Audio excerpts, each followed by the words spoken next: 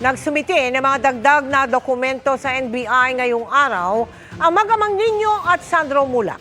Kaugnayan ng reklamo laban sa dalawang independent contractor ng GMA. Nakatutok si Nelson Canlas.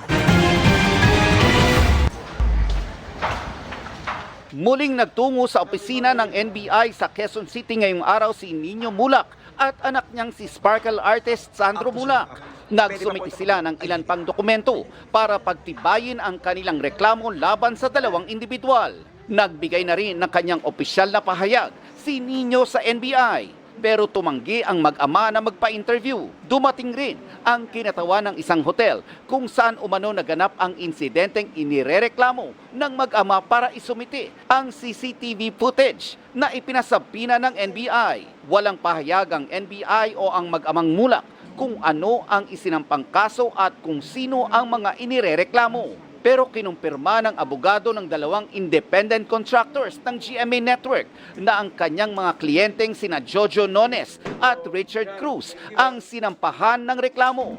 Natanggap na rin daw nila ang sabina mula sa NBI Public Corruption Division para sa isang hearing sa Biyernes ng hapon. Sina Nones at Cruz din ang iniimbestigahan ngayon ng home network ni Sandro na GMA matapos silang ireklamo ng batang aktor noong isang linggo.